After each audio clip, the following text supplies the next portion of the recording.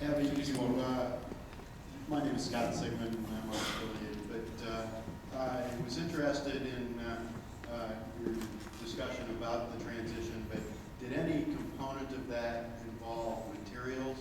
With the recent spikes in commodities, was that a consideration in the transition and dispersal of the supply chain? We're actually, we continuously look at our commodity hedges in terms of titanium, nickel, inconel, several other precious metals. So it's not something that we've necessarily changed with management structure. We're really looking to manage the suppliers that we already had in the United States from the United States. So instead of having to, for a company in the United States to be managed out of the UK or managed out of Germany for the product that we're delivering into those plants, we're now managing that supplier so they have one point of contact, one focus. We have one point of contact internally for that supplier. We're managing them locally but acting on behalf of the global Rolls-Royce.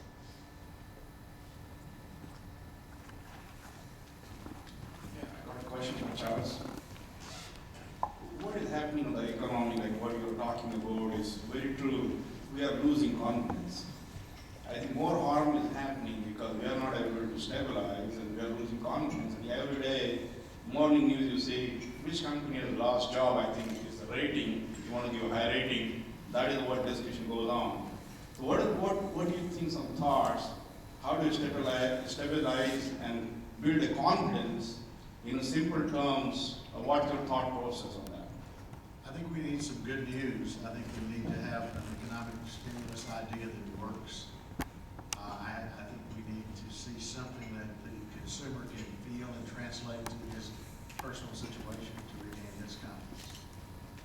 Whether that's new jobs through a stimulus package. The government puts 3,000 workers to work on the whatever project, or the bridge project, or whatever. I think something like that that is tangible, rather than rhetoric, has to happen. What that is, I wish I had a good answer. But I think you're right, and that's why I said I don't want to dwell on gloom and doom, but you can't pick up a newspaper. You can't turn on the national news without hearing it. And as long as I assume most of us here are employed. And we're getting a paycheck, that's fine. And those unemployed registered at the unemployment office last week, it just figures to us until your neighbor is unemployed, or your brother, or your sister, or your brother moves in with you. It becomes real, and I think we have to be optimistic. We have to have faith that we made a change. Now let's see what the change is going to do. Let's have faith that it will be good. I'm disappointed, and I'm not going to tell you which party I'm aligned with, but I'm disappointed at the lack of bipartisan. I'm sick of the wrangling in Washington. Let's do something together, and let's quit trying to do self-serving things with all of the money is going to be thrown. It's not our money; we're borrowing it. For gosh sakes, it's not like we're going down to some Fort Knox and taking it out. I mean, we're having to issue Treasury paper for this. So let's be cautious and let's have some good news. Hey, you've had 20 days, what are you going to do? I'm sorry, I'm not being glib. I agree, and I think the answer is we need some good news. One sort of related question, perhaps to both of you in the panel or in the audience. It almost seems as if we've reached a stage at which the expectation is that the government is going to play a big role in pulling it out of this hole. And the balancing act that's interesting is that usually you don't just get a check from the government, you also get a rule to go with it. So the notion that somehow, yes, you're going to get some bailout, but there are going to be a bunch of people sitting, dreaming up caps on salaries or what the ozone emissions of a particular thing is going to be, etc. So how is industry looking at it? I mean, on the one hand, it's going to constrain your operations because of the regulations. And it's not clear there's enough time to give input to guiding the constraints. Because you're taking money from someone, they set the rules. So how is this going to pan out? And is this the trick as to how much you need the government to do with the regulation and how much you need them to be out of the way? How is this going to pan out? And what are the risks associated with this? as my boyhood friend and idol, more idol than friend, Fred Smith at FedEx says, give me some brakes. Let me buy that big freighter. Let me cost that out as a capital cost rather than depreciate it over God knows how long, and I will create some markets. Now, maybe he's a bad example, because he was on a panel with Barney Frank, and the president of Google, and Jim DeMint from South Carolina. And I told you I would get political, but I already had. But I like what Fred said. He said, the government needs to help us because they have control. They have control about taxes. They have control of so much. I don't want you to run my life. Maybe I just want you to step aside and help me run my business, or give me an opportunity to run my business like I know I should. It's a slippery slope. I mean, the government does, and we don't want the government to take control of our lives. At least I don't. I don't think anyone here does. I think if I'd spent as much money on this first TARP thing and couldn't tell you where it went, I'd be ashamed. My wife would send me out of the house if I spent that kind of money. But I think that it is a fine line between the government running our lives and supporting our lives, and then letting us keep more of our money, spend it wisely. I hope that American consumers learn not to get in debt with credit cards, 37% interest things like that. We learned a lot from this. There's been some good things that will happen eventually, but it's going to be a pain when we go. I think I'd only differ slightly. Okay. I probably have a different political affiliation, but that's just personal. No, I would say that as the government spends more money and puts more money into banks, into the auto industry, into other industries directly, when companies are receiving those direct monies, I think there has to be some limitations put on those companies to prevent the excess that has happened with some of the executive ranks in those companies. I absolutely think those limitations are the right thing to do. From a business standpoint, we Rolls-Royce would absolutely love to see the infrastructure projects go forward. Defense spending would be a great place to spend great place to spend some of that money.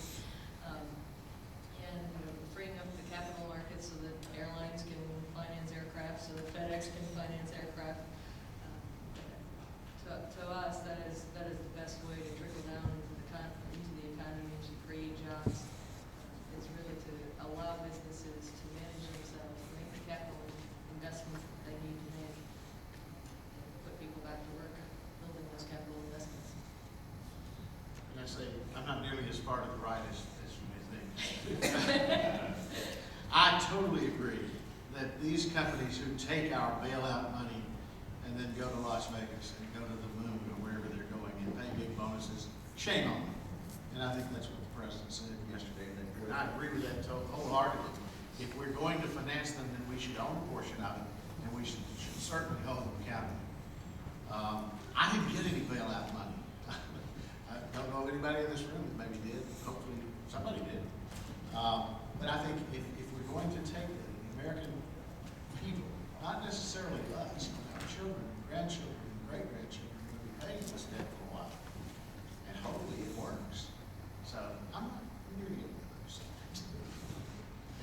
Further than this.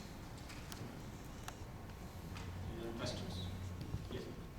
Yes, Abby, I wonder if you'd say a few words about how you work with your suppliers in maintaining your competitive position. Companies such as yours are, I think, very dependent on R&D, on finding innovation globally,